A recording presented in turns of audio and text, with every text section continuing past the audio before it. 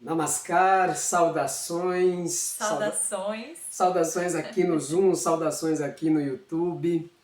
Muito bem, nós estamos então numa linda jornada de investigação de uma obra filosófica de importância axial dentro do universo da espiritualidade, que são os Upanishads. Mas assim, eu estou falando uma obra, mas é óbvio que Upanishads são várias obras. Mas aí, para a gente dar o start nessa investigação, a gente começou com a Isha Upanishad, que eu considero que ela está, isso não é nenhuma questão do que eu considerar, ela está entre as 10 mais importantes Upanishadas.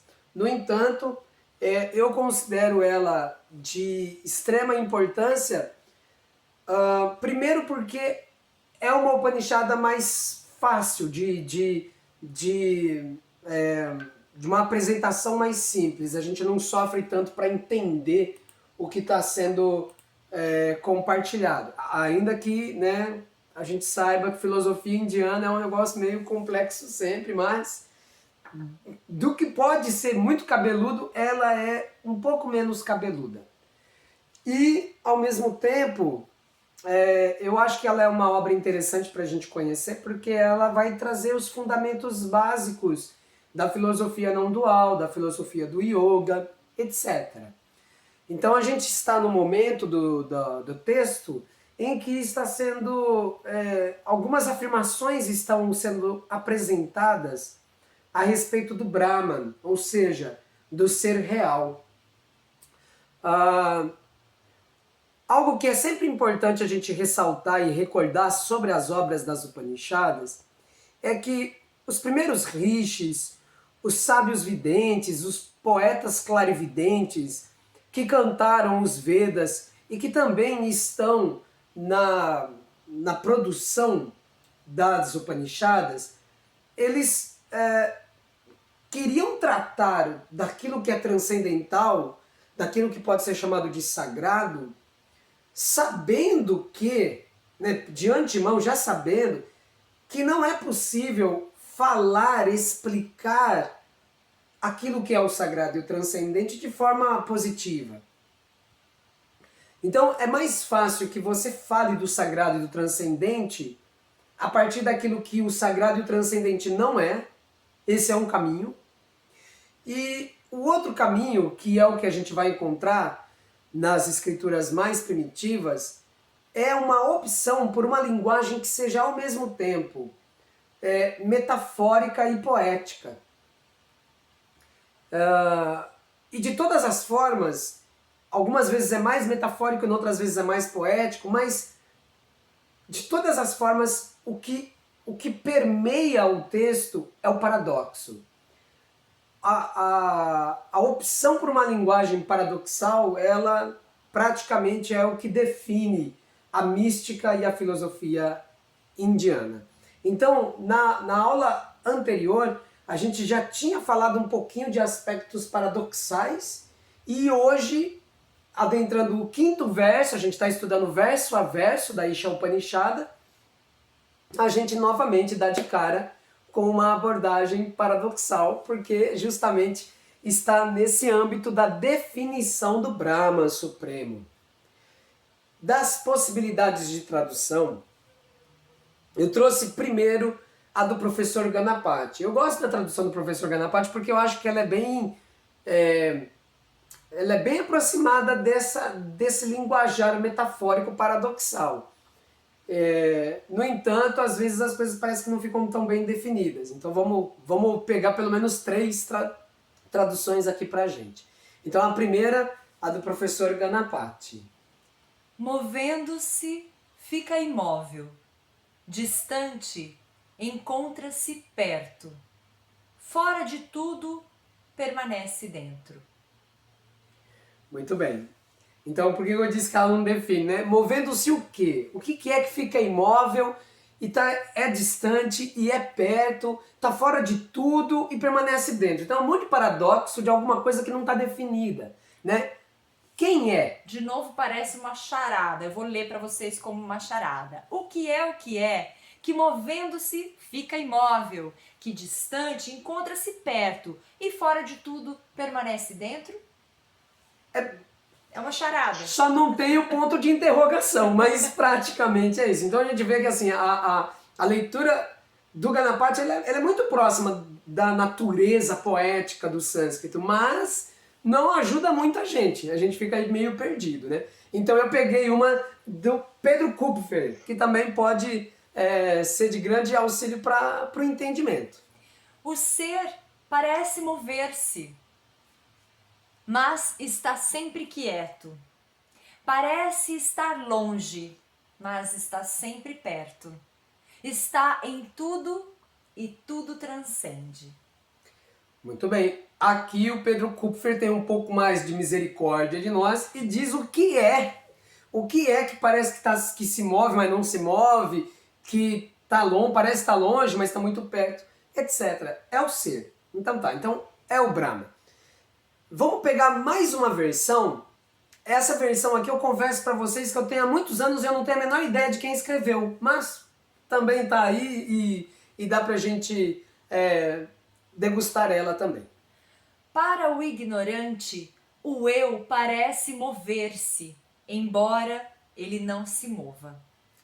Ele está muito distante do ignorante, embora esteja próximo. Ele está dentro de tudo e está fora de tudo. Bom, as três versões têm paradoxos, ok? Todas elas são paradoxais, elas trazem essa coisa de que o ser ele se move, mas é imóvel, ele está longe, mas ele é perto, ele está em tudo, mas é transcendental. Perfeito. Eu gosto dessa terceira versão pelo seguinte, porque esse tradutor ele começa dizendo assim, ó, para o ignorante. Porque até as duas primeiras leituras, elas mostram pra gente, elas falam pra gente da aparência. Então, se algo parece... Sabe aquela frase que diz que nem tudo que parece né? Nem, como é que é? Nem tudo que... É isso mesmo, nem tudo que parece é, parece, né? Nem então, o ser, ele tá nesse campo, ele parece, mas ele parece pra quem? Pra quem que ele parece que está se mexendo, mas é imóvel?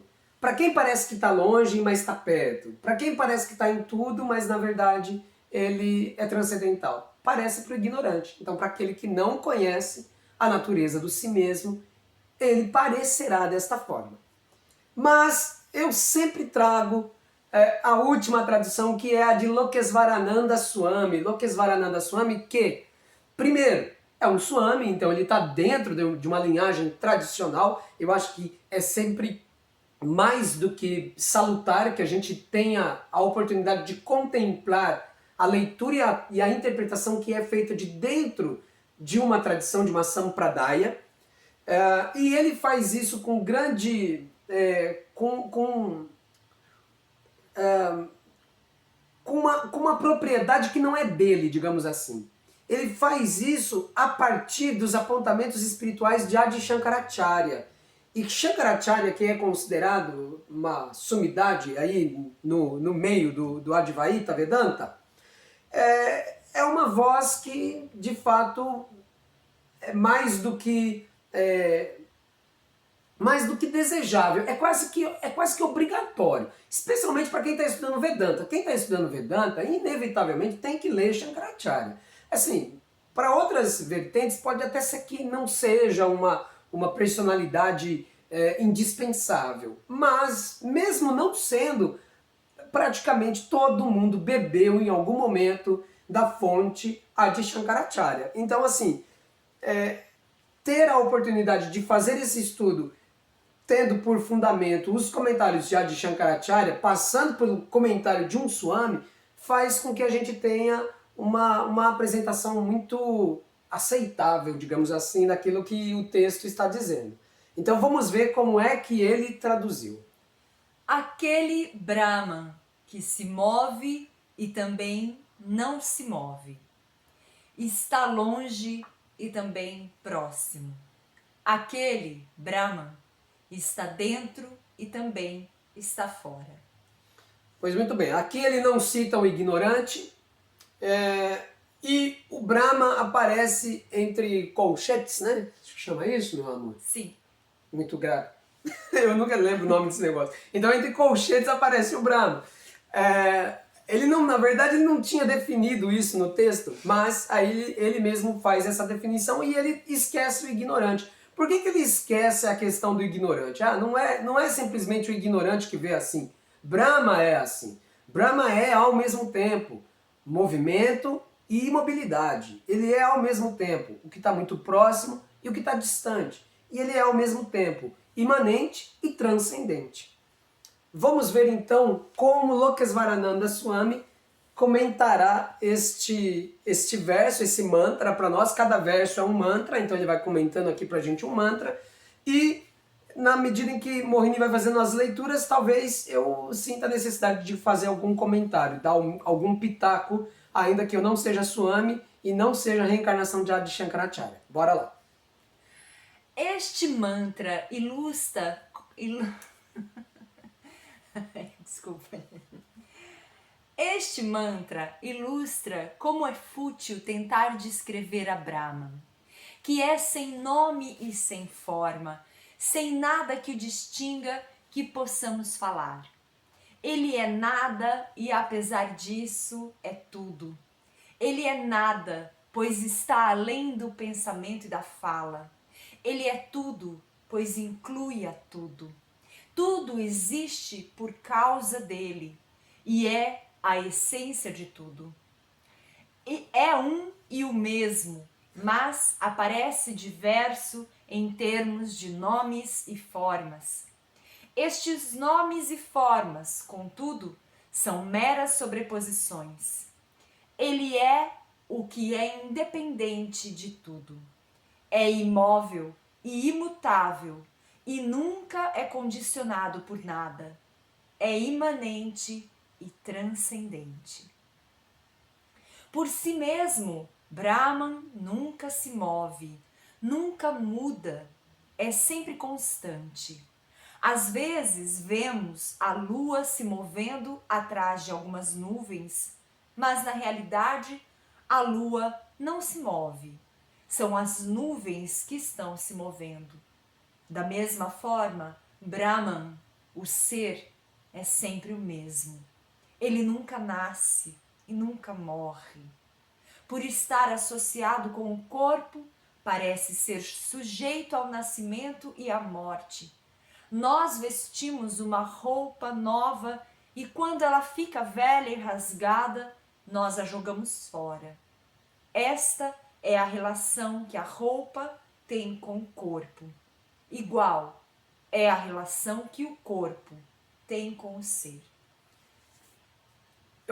Eu amo o Lokesvarananda porque ele consegue trazer a síntese da mensagem e expandir ainda mais, sem com isso se exceder, né? Ele não se excede. E eu acho isso maravilhoso, porque de fato eu sinto que é um texto empoderado do conhecimento védico.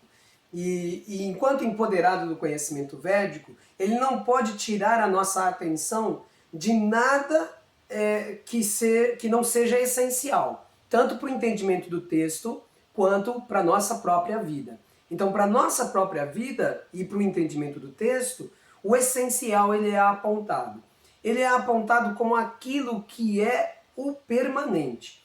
Na verdade, este debate que está acontecendo na Upanishada, ela já começa a traçar para nós os fundamentos para viveka, ou seja, discernimento. Se você prestar bem atenção, o que está sendo elaborado no texto simplesmente é viveka. Separe o que é móvel do imóvel.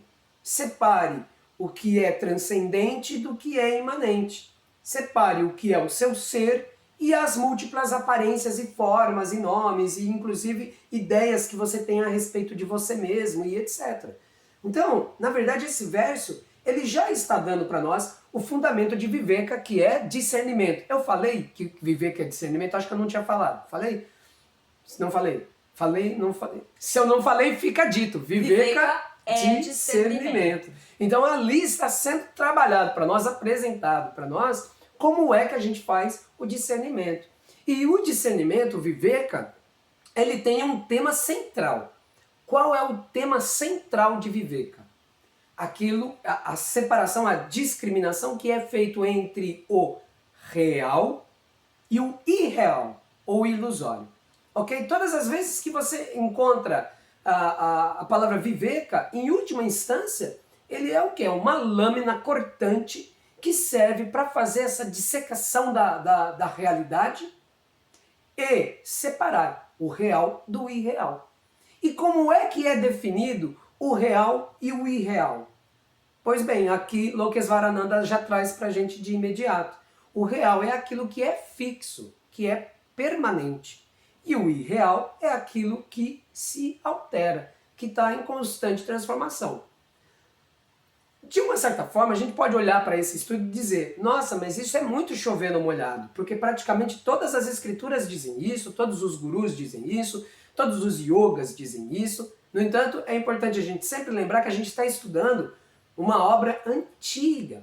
Então, na verdade, tudo o que eles estão falando é mais do mesmo da Isha Upanishada, é mais do mesmo das Upanishads, ok? A gente está olhando onde é que esses conceitos surgem, onde eles nascem. E é importante a gente ter essa oportunidade, eu considero importante, não sei se é, mas eu considero que é importante a gente ter a oportunidade de ler a partir do conteúdo mais antigo do conhecimento védico, tudo aquilo que depois vai dar fundamento para o yoga. E independentemente de ser chover no molhado ou não sei quanto a vocês, mas eu acho sempre importante recordar o que é real e o que é ilusório, porque mesmo tendo lido e ouvido tantas vezes nas escrituras, o quanto a gente ainda se confunde de um modo geral e valoriza tanto aquilo que é ilusório e como chama? Impermanente, transitório, e acaba muitas vezes desvalorizando ou não dando o real valor àquilo que é imóvel, estável, né, o imutável, o eterno. Então acho que é sempre uma recordação, talvez se essa recordação não fosse importante, nós já teríamos transcendido essa etapa do conhecimento. Não é à toa que ela fica sendo repetida e que a gente fica lá e canta Asatoma Sadgamaya, Tamasoma Jyotirgamaya, Mrityorma Amritam Gamaya, constantemente pedindo, por favor, me mova deste lugar de ignorância, né? Me esclareça, me ilumine, me traga a imortalidade que é o meu ser real, definitivamente. Porque é onde a gente tropeça mesmo. Até porque, quando a gente olha para os nossos sofrimentos, eu não sei vocês, mas teve nessa jornada vida, em alguns momentos a gente tem alguns insights, né? Eu sei que todo mundo na sua jornada de vida vai ter os seus insights e os seus aprendizados. Nem sempre a gente pega os nossos aprendizados e transforma em máximas para nós mesmos. Mas eu acho interessante a gente pegar os nossos aprendizados e transformar eles em máximas para nós mesmos. Eles ficam meio que uma espécie de placa sinalizadora para a consciência, sabe? Então eu tenho uma que é assim, olha, eu não posso evitar dores novas, eu não posso evitar as dores e nem quero evitá-las. Tudo o que eu desejo é que elas sejam novas dores inéditas. Ok? Porque assim, a gente não tem jeito de você evitar as dores da vida, vai sofrer. Uma série de eventos vão acontecer na vida que vão fazer a gente entrar diretamente em contato com a realidade da efemeridade de todas as coisas, de todos os eventos. É inevitável. Então não tem jeito. Mas já que é para sofrer, que seja um sofrimento inédito, sabe? Uma coisa nova, não ficar sofrendo coisa velha. Sofrendo coisa velha é muito ruim, é muito chato, porque daí dá a impressão que você está paralisado e, sei lá, estagnou, né? Então, assim, eu já sofri com ciúmes um monte. Ai, tá bom de sofrer com ciúmes, né? Vamos sofrer com outra coisa. Sofrer com alguma coisa inédita. Ah, eu já sofri com apego. Tá bom de sofrer com apego. Vamos sofrer com outra coisa. Então a gente vai tomando coragem e fôlego para poder fazer das nossas dores momentos de aprendizado, de momentos de autoconhecimento, de fato, né? Então os textos eles podem soar repetitivos porque de fato eles são. E eles são repetitivos porque é uma maneira da gente poder aprender Não é? Se tem sempre alguém falando para você, pensa, toda vez que você vai entrar em sofrimento, alguém vem e fala assim, ó, é impermanente. Uma vozinha lá dentro, sabe? Tudo está passando, tudo está se transformando. Não se apega, né? Se tivesse uma vozinha assim, falando sempre na nossa mente, o que é essa vozinha falando? Essa voz é o viver, cara. Então, o conhecimento védico, ele é uma voz introjetada. Essa voz, ela é uma voz de grande importância. Por quê? Primeiro que nós temos um monte de vozes dentro da gente.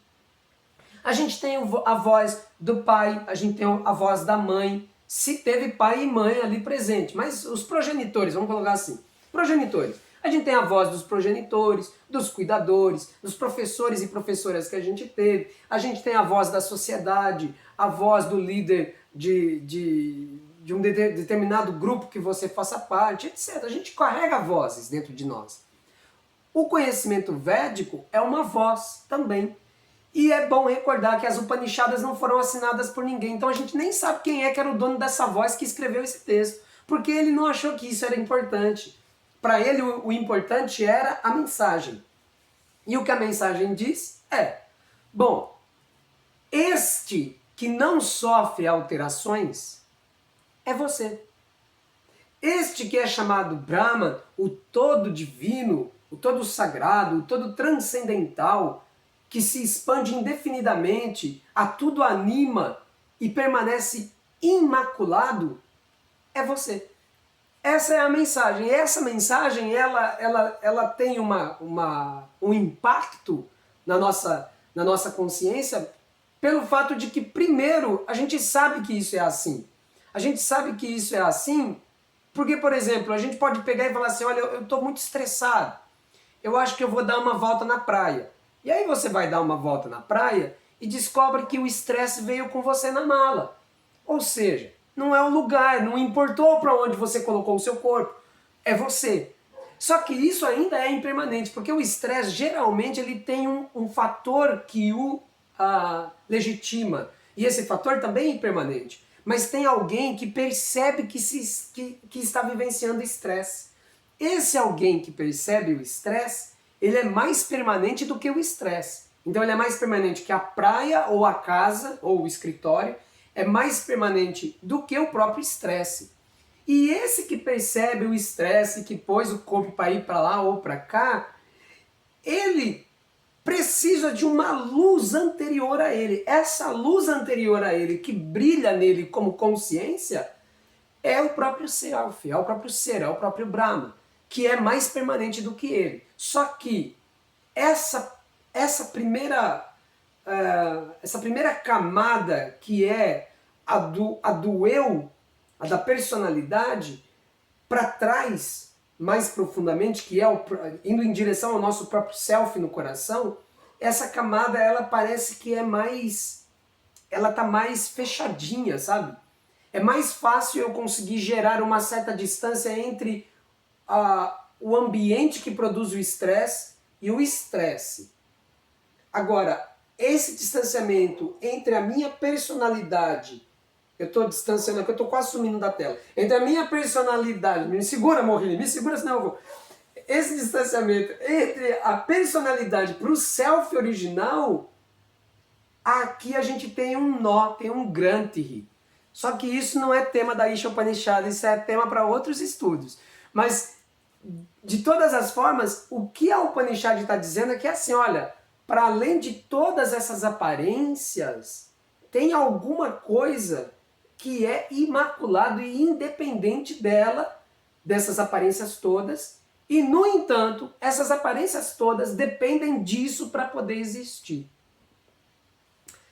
A gente tem a sensação de que quando a gente vivencia as flutuações emocionais, das situações da vida, os campos todos mentais e etc., nós somos aquilo que nós estamos vivenciando. Mas, dentro dessa perspectiva dessa Isha Upanishad, desse capítulo, e do capítulo anterior também, porque já é o gancho para esse, né? Veja, se aquilo que está percebendo algo que está se movendo, que está se transformando, também estivesse em movimento, seria muito mais difícil, ou talvez impossível, que a percepção do movimento se desse. Porque se duas coisas estão se movendo, vai parecer, para aquela que está observando, qualquer uma delas que seja, que aquilo que está sendo observado está imóvel, porque elas estão se movendo juntas, ok? No entanto, essa luz, isso que o Ananda está colocando, que é essa fonte, né, que está jorrando luz em todos esses fenômenos, onde a percepção brota, né, onde que vai permitir que a percepção aconteça, é o ser. O ser é imóvel. Então, é por isso que a transitoriedade é visível nele, porque ele está imóvel. Você recebe a teoria disso, né? Você está recebendo uma teoria disso, que é o quê? Na verdade, o texto é uma recordação. Isso, na verdade, é conclusão, né? A conclusão dessa nossa etapa aí de investigação com a Isha Upanishad é essa. Eu já estou trazendo aqui na metade do processo a conclusão dele, porque é importante. Na verdade, a gente pode revisitar a conclusão inúmeras vezes. A Isha Upanishad existe como uma recordação. Ela está aí para te recordar, olha, não sei por qual sofrimento você está passando agora. Eu não sei se o seu samsara, aí, se a roda da sua existência está muito dolorosa ou não. Mas de uma coisa eu tenho certeza. Aquilo que coloca a roda em movimento não sofre. Aquilo que observa a roda em movimento não sofre. Aquilo que é independente da roda em movimento não sofre. E aquilo é você. É essa a recordação da Upanishad, né? Então ela faz com que a gente consiga colocar, digamos, o unguento. Era essa a palavra. Eu sei que é uma palavra meio velha, né? Todo mundo... É uma ótima palavra. É uma ótima palavra. É uma ótima palavra. Todo mundo conhece unguento? É até gostosa de falar, ó. Unguento. Não? Alguém falou lá, unguento. É legal.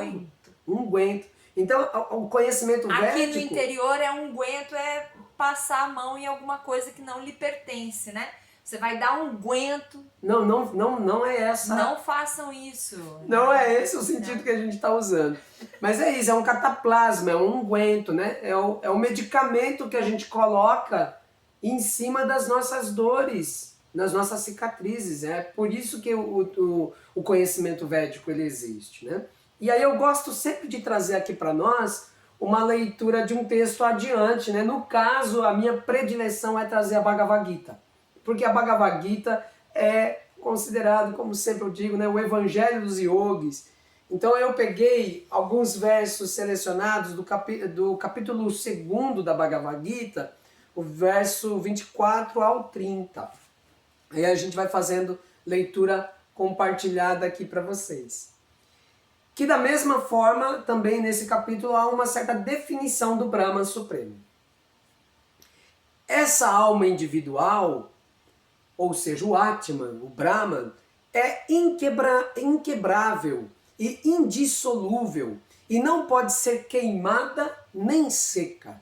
Ela é permanente, está presente em toda parte, é imutável, imóvel e eternamente a mesma. É a mesma coisa que a Isha Upanishad falou, né? Vamos vendo aqui a similaridade.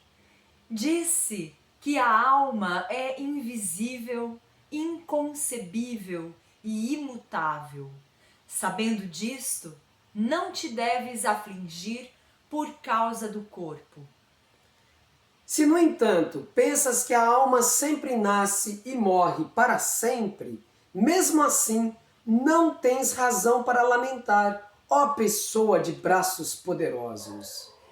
Alguém que nasceu com certeza morrerá, e após a morte ele voltará a nascer. Portanto, no inevitável cumprimento do dever, não deves te lamentar. Todos os seres criados são imanifestos no seu começo, manifestos no seu estado intermediário e, de novo, imanifestos quando aniquilados. Então, qual a necessidade de lamentação? Alguns consideram a alma espantosa, outros descrevem-na como espantosa, e alguns ouvem dizer que ela é espantosa, enquanto outros, mesmo após ouvir sobre ela, não podem absolutamente compreendê-la. Ó descendente de Bharata, aquele que mora no corpo nunca pode ser morto. Portanto, não precisas afligir-te por nenhum ser vivo. Como a gente sabe, Krishna, Bhagavan, está ali convencendo Arjuna a ir para o campo de batalha e lutar. Mas é interessante que, o que acontece? Aqui no nosso comentário de Lokesvarananda, ele vai dizer justamente isso para nós, né? Porque o Atman está associado com o corpo, parece estar sujeito a nascimento e morte. Nós vestimos uma nova roupa e quando ela fica velha, gasta e rasgada, nós a jogamos fora. Esta é a relação que a roupa tem com o corpo. Igual é a relação que o corpo tem com o ser. Então, tanto na leitura aqui, na interpretação de Lokesvarananda, a partir do texto do Isha Upanishad, que está falando do Brahma como aquele que está dentro e também está fora, também está manifesto no mundo, e aqui na Bhagavad Gita a gente tem esse elemento que eu gostaria de frisar hoje, que é justamente o quê? Aquilo que nós somos essencialmente nunca nasceu nem nunca morrerá. Como ele não está sujeito a estas transformações, tudo o mais que nós vemos se transformando deve ser considerado como uma aparência deste mesmo Brahma que somos imutáveis. Essa aparência em transformação, ela não deve ser causa, motivo, nem de lamentação, nem de euforia, nem de aversão, nem de apego ou apatia. Essa distinção, esse viveka, é o que eu sinto que é a natureza essencial deste quinto verso que foi lido hoje da Isha Upanishad. E o quanto isso é tema central do yoga. Então, acho que é válido ressaltar também que a razão de ser de que a Bhagavad Gita tenha mais do que 2 capítulos e tenha lá quase 15 capítulos, a razão de ser de que os Yoga Sutras de Patanjali tenham saído do primeiro capítulo e ido para capítulos mais, é a falta de Viveka. Onde tem Viveka, não precisa de muita conversa. Viveka, ela é a própria sabedoria de Brahma, a própria sabedoria védica. Yoga é Viveka. Se existir discernimento, acabou. Você não precisa praticar mais nada. Mas por que desenvolver discernimento é algo deveras exigente para todos nós? É que o yoga surge, é que surgem tantos escritos, é por isso que tem tantas escrituras nos fazendo recordar desta verdade. Quando é que a gente sente que essas escrituras e essas recomendações são válidas? Especialmente quando nós estamos envolvidos em profundo sofrimento na experiência samsárica.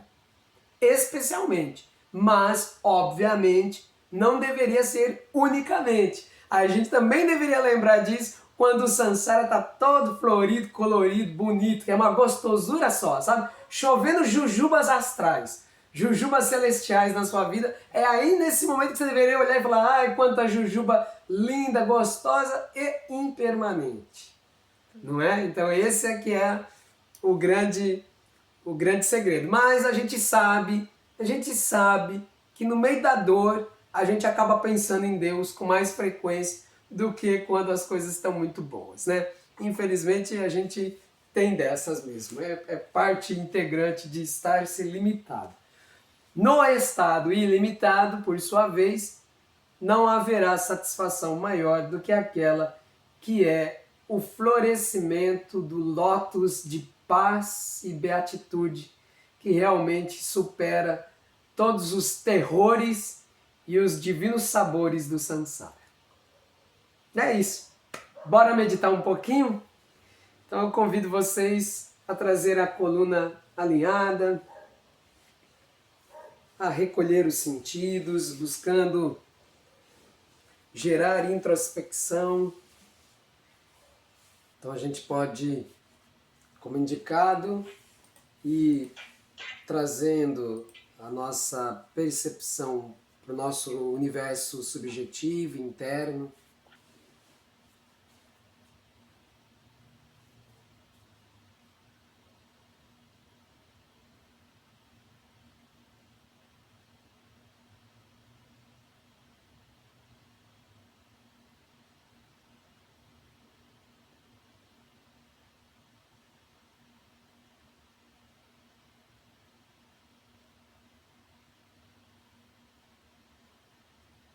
A contemplação bem orientada, ela só pode nos apontar para o estado de presentificação.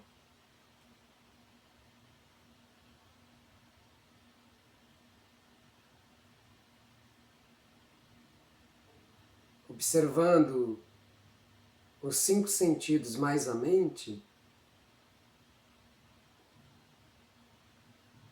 nós conseguimos ter a percepção clara daquilo que se movimenta.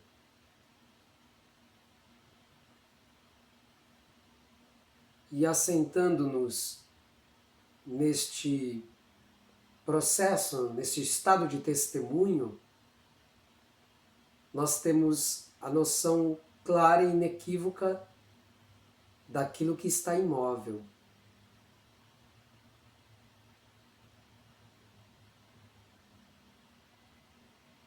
E o nosso único trabalho é retirar a nossa percepção daquilo que está em constante mudança, em transformação, em movimento, e deixar que a percepção repouse naquilo que é fixo, imóvel, imutável e que em sua própria natureza é a luz do testemunho.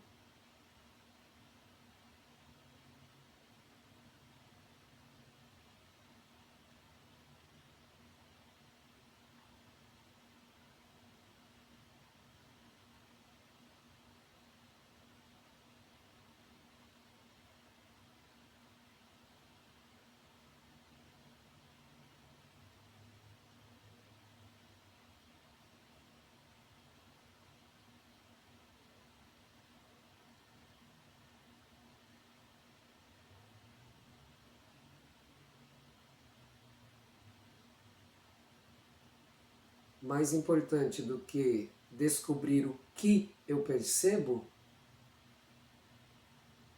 é simplesmente perceber.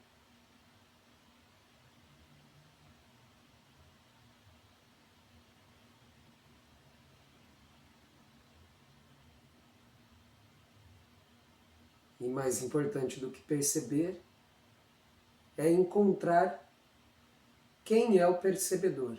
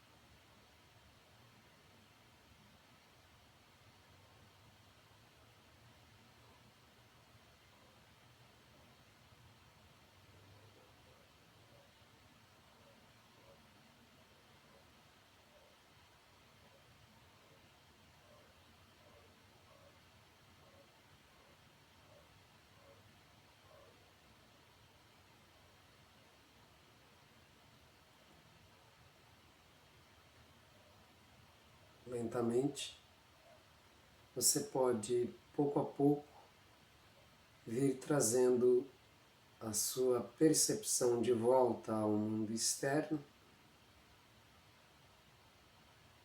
e, ao seu tempo, abrindo os olhos e encerrando este pequeno passo, esse pequeno treinamento.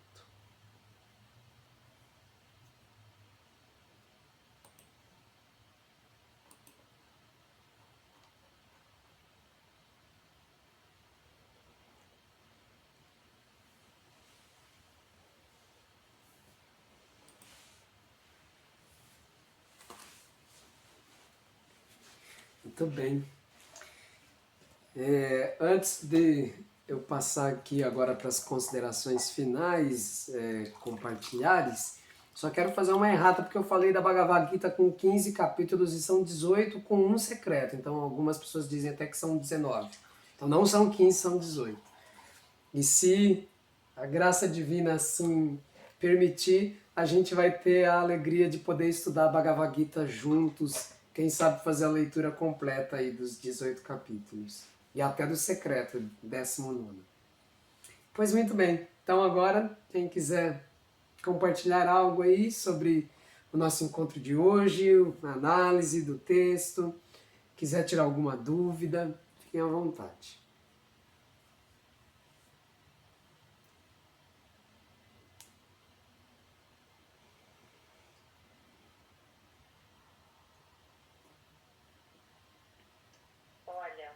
Juro que eu queria fazer sempre perguntas muito inteligentes, mas eu sinto que ainda eu sou muito básica. Então, é assim. Foi bom assim ouvir essa coisa do repetitivo dos textos, porque eu sinto mesmo isso. E muitos deles falam quase sempre a mesma coisa, assim. Mas entendo que essa repetição é importante, mas hoje, agora, assim, durante a meditação, eu fiquei pensando nessa coisa da ilusão. Já pedi muito para me liberar das minhas ilusões, assim, mas eu entendo que, assim, posso estar enganada, mas que existem tanto ilusões às quais a gente está apegado e sofre por causa delas, ou ilusões às quais a gente está apegado, e aí é uma dúvida, e a gente delas, aí eu não sei se isso acontece, na mesma medida, se a ilusão é capaz de nos alegrar verdadeiramente. Verdadeiramente, certamente que não, mas assim, o sentimento de alegria e de satisfação também pode ser vivido de forma ilusória. E uma outra coisa que é essa coisa do nosso samsara, e aí eu não sei se eu estou misturando um pouco esse nosso estudo com talvez um conhecimento mais difundido que sei lá, mais espírita, sei lá, mas essa coisa da gente voltar sempre e da aprendizagem, assim. Quem aprende aqui no samsara, se o ser é imutável, bom, sei lá, eu acho que é isso. E você acha que essa é a pergunta basal, né? Meu Deus! Mais 2 lives só para falar de cada uma. Não, isso não é basal de jeito nenhum, não é nem um pouco basal. Bom, eu quero lembrar para você que a gente estudou, se eu não me engano, foi o primeiro verso. Deixa eu pegar aqui. Eu acho que foi o primeiro verso que a gente estudou um pouco.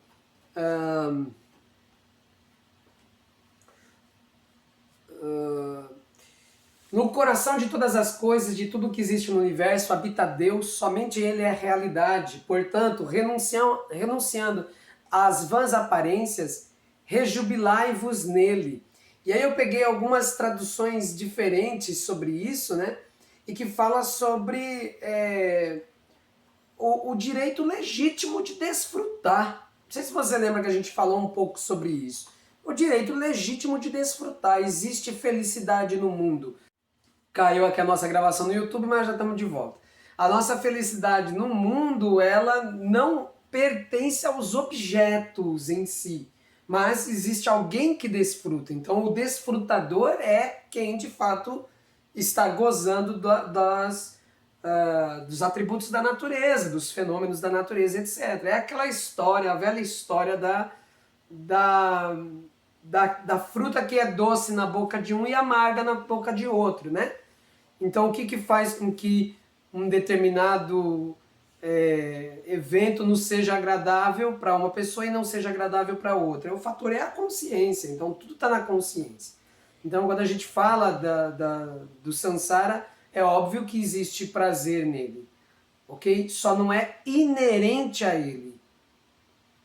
Esse é que é o ponto de reflexão aí para... Ele é ilusório também, assim como o sofrimento, ele pode, ele gera um apego, sei lá, o prazer.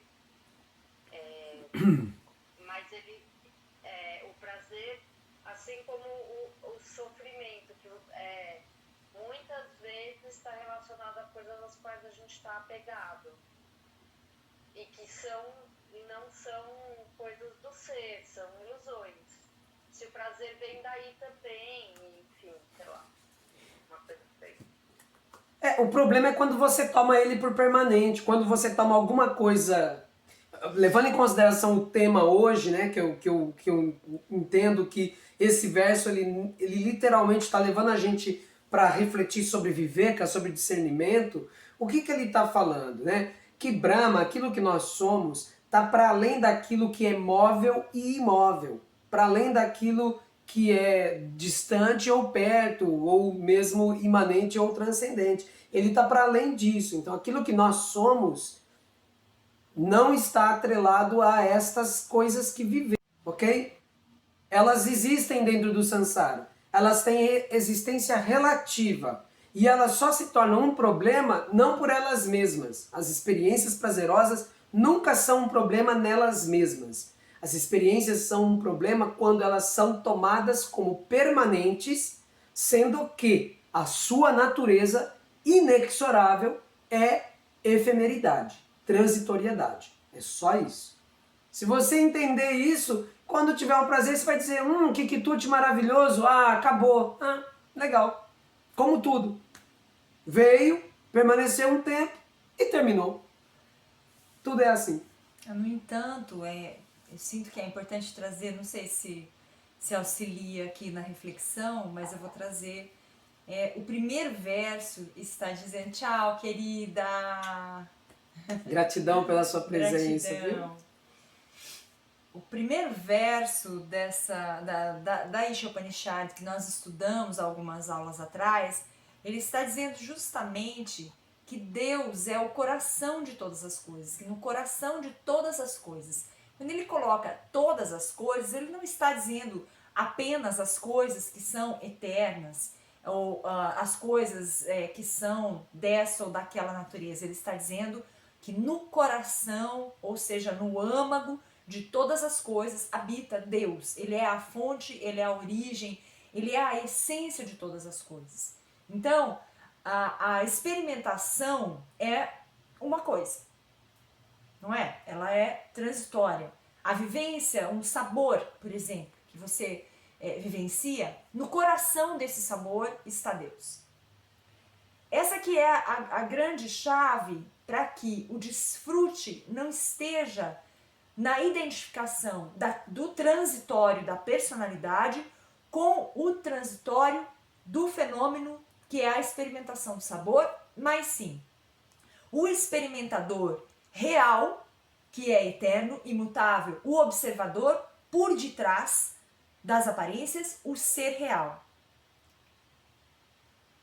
Em total identificação, que são o mesmo, a vivência real dessa fusão com a essência do sabor, que é o mesmo Atma. aí não existe vinculação àquilo que é transitório. Não existe por que sofrer, porque nada nunca nasceu, nada nunca morreu. Sempre o ser. A questão surge, a dificuldade surge, o sofrimento surge quando nós identificamos transitório com o transitório e nós nos entendemos também como sendo transitórios em última instância. Na verdade, quando um prazer termina, o sofrimento ele nasce um pouco da sensação, um pouco ou totalmente da sensação de que nós estamos terminando ali junto. Porque estamos identificados, personalidade transitória com evento transitório. Mas no coração de todas as coisas habita Deus, e Deus é eterno. Inclusive, numa das traduções que foi lida, né, no primeiro verso, uma delas diz assim, ó, como tudo isso é para a habitação do Senhor, como tudo Deus está, né, no coração de tudo, por isso, com desapego deverias desfrutar. Ele não diz para você não desfrutar. Por isso, com desapego, ou seja, não crie a noção de eternidade naquilo que essencialmente é efêmero. Agora, quando você vai para a última instância daquilo que é efêmero, é como Morini está dizendo, no coração de todas as coisas está Deus, inclusive daquele quitute.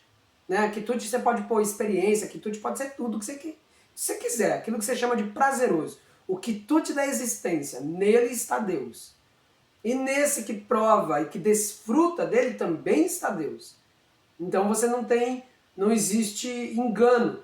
Tanto que depois ele vai dizer, desfruta com desapego, mas não desejes nenhuma posse dos outros, não cobice o que é dos outros. Lembra? A gente estudou, né, no primeiro verso que era isso. O nosso próximo verso, por exemplo, que vai vir depois desse, é a rinça. Ele vai falar sobre a rinça. Então, nesse daqui, o importante da gente levar, entendo que é para a gente levar como mensagem, né, digamos assim, o espírito desse, entenda que para além dos pares dos opostos, está a realidade. E essa realidade, ela é completamente imaculada. E essa realidade é o que você é. Que justamente volta na questão que a gente trouxe logo no início, que é o paradoxo, né? Porque o paradoxo, ele é justamente quando a gente joga a toalha para os pares de opostos. Você não consegue realmente classificar algo, porque ele justamente está na intersecção, ele mora nesse não espaço, nesse não tempo, que transcende essa linguagem linear, o entendimento linear das coisas. E aí eu gostaria de deixar aqui para vocês que logo que a gente começou, que a gente trouxe o assunto paradoxo, me veio muito uma frase que eu li uma vez, e assim como o Ananda compartilhou desses aprendizados que ficam como certas máximas e lembretes internos, né, para nossa consciência, essa frase que eu li, que é de um escritor anônimo, pelo menos aonde eu pesquisei, ela estava como anônimo, ela ficou para mim muito forte, assim, vira e mexe, ela ressurge. E ela diz assim: paradoxo é o pseudônimo. Ficou tão gravada que eu não sei nem falar a palavra. Paradoxo é o pseudônimo de Deus quando quer se passar desapercebido.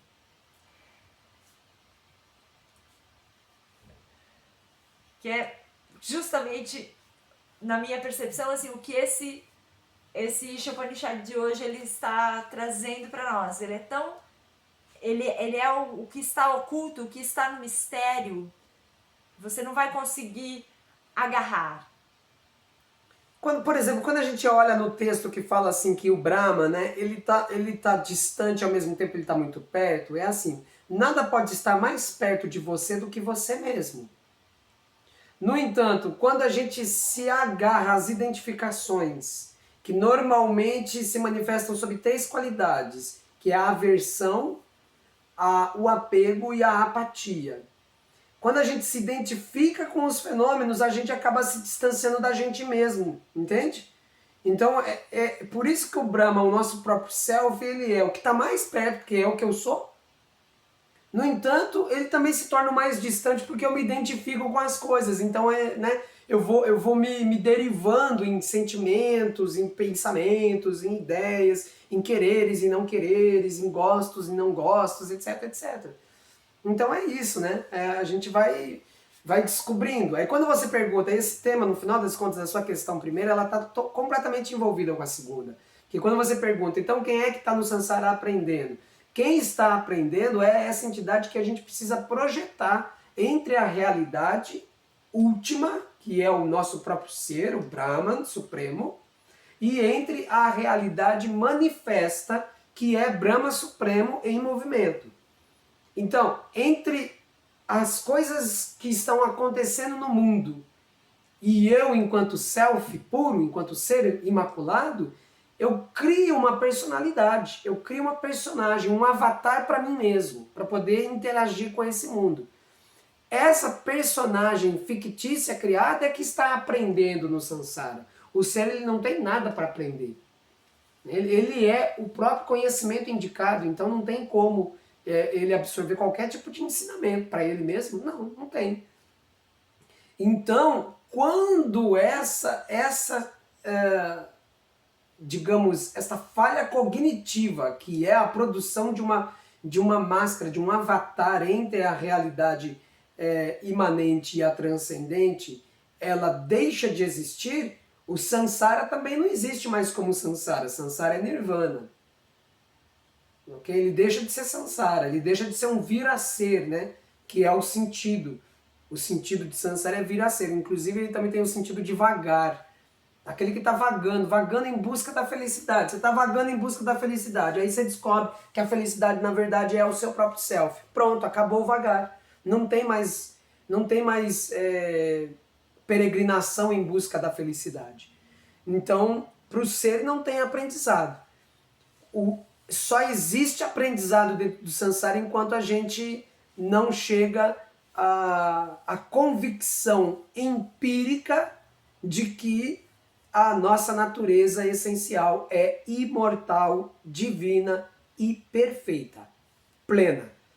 Enquanto a gente não evidencia essa verdade profunda de nós mesmos, existe Sansara e existe o processo de aprender. Uma vez evidenciado, acabou o Sansara e acabou o aprender. Aí até tem uma coisa aí para depois, que não dá para negar, que é o suportar. Mas é um pouco diferente, você tem que suportar. Tipo, suportar o Sansara artificial que a humanidade criou dentro do Sansara. Sansara já é difícil pra caramba. Aí a gente foi lá e falou assim, vamos deixar mais difícil, vamos.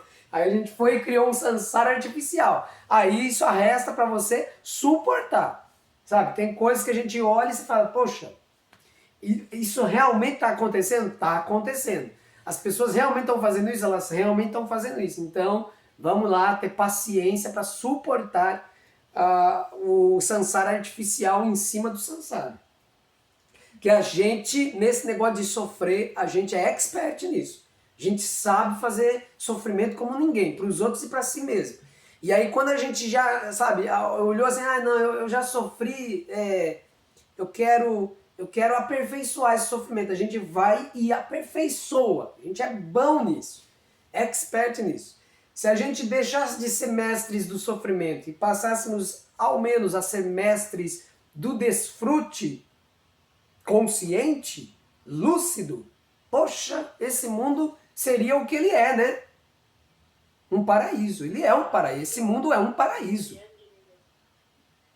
Agora, última pergunta, só vinculada à sua resposta, que é assim, quando a gente não está no apego, na aversão e na apatia, a gente está aonde? A gente está expressando equanimidade. A equanimidade é o próprio Viveka e é Shanti. É paz, está em ordem. Tudo está fluindo. É a sensação de fluxo, fluxo livre, tudo fluindo. Né? Você olha e fala, nossa, tudo está conectado com tudo e tudo tem a razão de ser, o seu espaço, o seu lugar, a sua expressão única. Cada entidade, cada pessoa, cada ser vivo, uma expressão peculiar do Brahma Supremo. É belo, a gente consegue ter a sensação de beleza.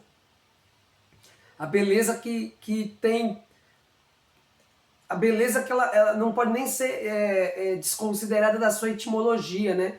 Que é aquilo que concede um bem. A beleza é aquilo que concede um bem.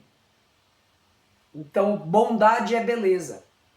É óbvio que os humanos criaram o samsara artificial e projetaram um novo sentido para beleza. Então, quando você fala beleza hoje, as pessoas entendem 1 milhão de coisas diferentes, mas a beleza, enquanto ideia original, é aquilo que concede, que confere um bem e que é bom por si só. E a equanimidade, ela é um estado de não distinção. Porque, veja, quando você fala de apego, aversão e apatia, é sempre alguém em relação a algo. Existe essa diferenciação, esse sentimento de separatividade. É dual por natureza. É dual. No estado de equanimidade, não existe a gente está onde, só existe equanimidade. A ausência desse que experimenta uma outra coisa e com a qual se relaciona e tem uma opinião, um sentimento. Essa beleza, ela é vivenciada dentro, fora, em todos os lados. Esse senso de harmonia, de fluidez, não é naquilo, eu não estou muito legal, mas eu consigo ver a beleza e a harmonia. Não. Uma coisa só. É a integração. A ausência de apego, aversão e apatia também é integração.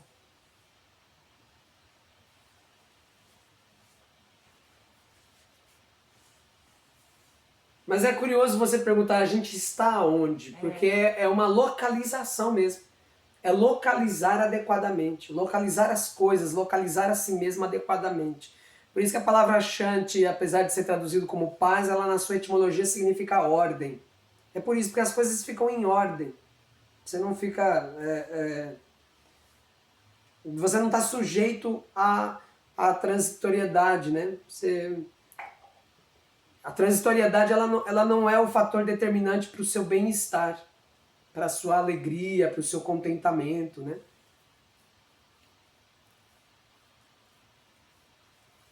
Aí o Prarabdha Karma vai só te lapidando nisso, né?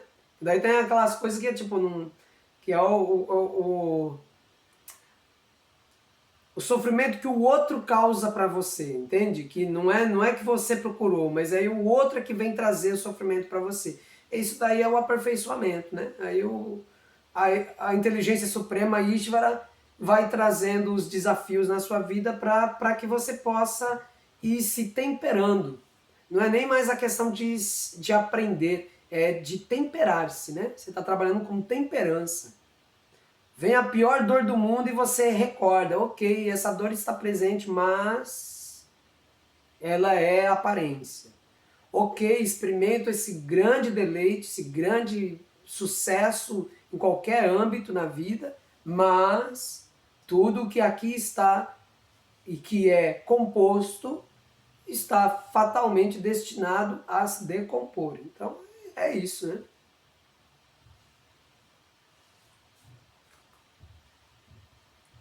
Viver que é a palavra do dia. Adorei. Gratidão. Vai pro coração de todas as coisas.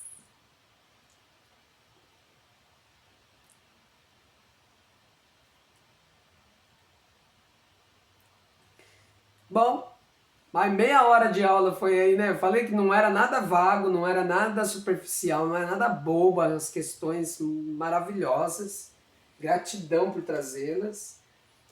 E é isso, né, gente? Esse final de semana a gente tem um mergulho aí, que é o Atma Expanda. Sejam muito bem-vindos para esse mergulho. A gente vai falar um pouco mais desse aspecto do Brahma que se movimenta, desse aspecto de Brahma que tem aparência, que tem forma, que tem nome. Sintam-se convidados. Caiu bem na última hora. Agora a gente despede aqui no YouTube. A gente não vai voltar para o Zoom. Gratidão pela presença. E até Sábado para quem veio para a nossa vivência do Atma Expanda e para a próxima quarta-feira, dando prosseguimento no estudo da Ishopanishada. Hariom! Hariom.